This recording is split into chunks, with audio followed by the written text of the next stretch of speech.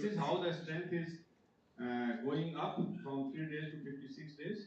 Again, the same compound with the 10%, 3 to 5.5 and 4% are giving the good results with respect to the compressive strength, where from starting from 3 days to 56 days.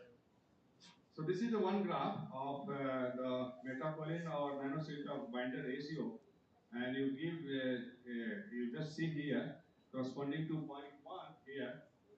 This ratio, metacolin to the binding ratio, is coming here up to the around 50 compressive strength, and this is corresponding to the metacolin, and if you draw the curve with the nanosilica, so it is coming like the straight line, and again it is increasing with the increase of nanosilica binder ratio.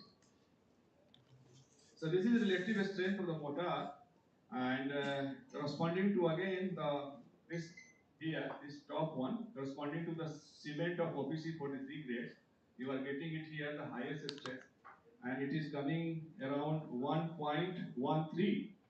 That is corresponding to metacolin 10% and 4.5% of the nanosilica. So why this is required? Because you have to fix the quantity of the metacolin and nanosilica before going ahead with the concrete. So this is the one picture which will give you the idea of cement particle and hydrates of the cement. You see, the first one is the concrete mix only, cement only. Then you are having cement metacolin binary mix. And then the third one is the cement nanosilica binary mix. And the fourth one that we are talking right now, it is cement metacolin nanosilica ternary mix. You see the difference between this picture and this picture. This is quite dense here as compared to this one. So you are getting the dense without compromising all the mechanical properties. So this has been tested in the laboratory with a number of cubes, and you are showing on the basis of that. Again, this is showing the same thing. Now we have given the idea of pozzolanic efficiency factor, which is called the K factor, which is K factor is 1 for the OPC, and corresponding to that, how to correlate with the other combination of the additive materials. Out again, metacolin 10% up to 4.5% giving the good results. This is the K value of mortar mixes, and it will give you the idea which combination is required for having the good strength reliability in others with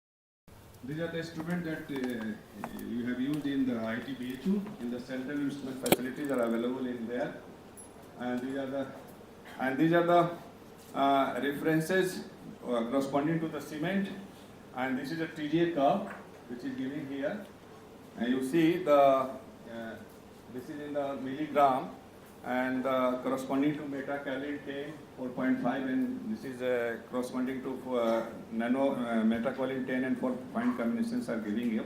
So I will tell you the mass loss and which is having the effect on the entire mix design. So this is the same one what we have shown here in the graph. So percentage weight loss, and percentage weight loss in cement is 9.2%, and corresponding to metacolin 10 and nanosilica 4.5% of the weight of the cement 10.7. So weight loss in the range is range at a temperature of 110 to 650 degrees centigrade. We have tested the specimen between 110 to 650 degrees centigrade, and these are the recorded weight loss of the mix. So again, this is a X-ray diffraction. So you are just getting it whether you are getting the right or not. So X-ray diffraction also showing in the same line. And this is the SEM images. And you see the differences from the first image here to the last image corresponding to the metacolin 10 to 4.5% here. You are getting change from to this. So thermal stability of mortar again has been tested in the lab, and you have had to 200 degrees centigrade to 650 at the rate of 150 degrees centigrade increment in the muffle furnace, and mortar is tested for compressive strength. So here, this graph will give you the schematic of the heating and cooling process of the mortar cubes, and it will go up to the 650 and coming down. So you see the range of the temperature. The temperature has been divided into 3 ranges, and it is going up to the higher temperature, then constant, then cooling down. So this is a compressive strength versus temperature of mortar. Again, the same combination is giving the strength, which is up to the 200 centigrade. So once you are using the mortar or concrete in the building or any bridges, and some fire occurs, so this graph will give you the idea up to the 200 centigrade. So compressive strength is increasing, and beyond 200, above the 200, it is decreasing sharply. So you are having evacuation time in the building up to 200 degrees centigrade.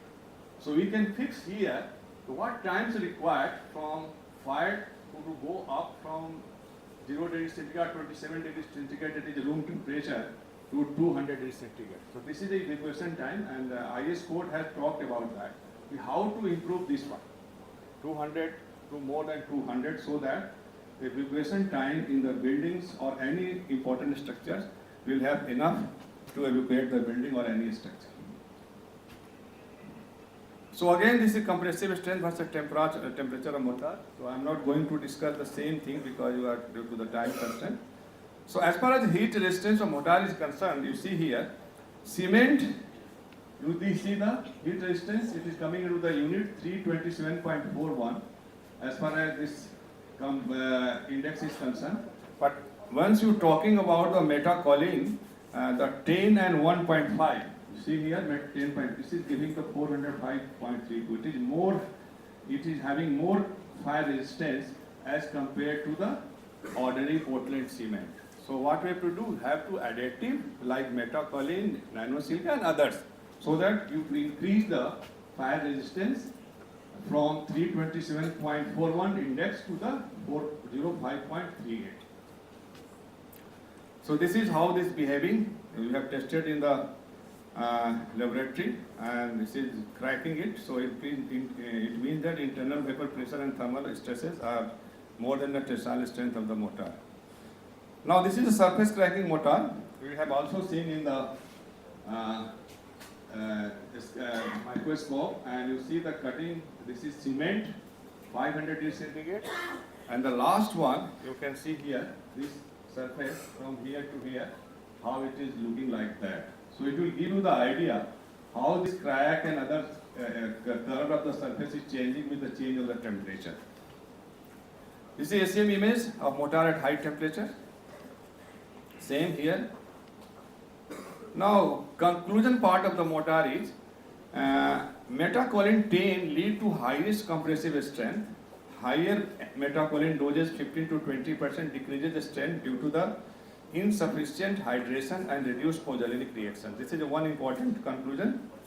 Nanosilica up to 4.5% increases compressive strength, contributing to both the pozzolanic reaction and enhanced CHS gel structures. Higher nanosilica doses lead to the uneven distribution, reducing strength improvement. But once you talk about a synergistic effort, a strength of enhancement of both nanosilica and metacolin combines will give you the good result as far as packing effect, and also it is called the ternary blend performance. It is not a binary that you are not going to add only the additive like nanosilica in solo. Using these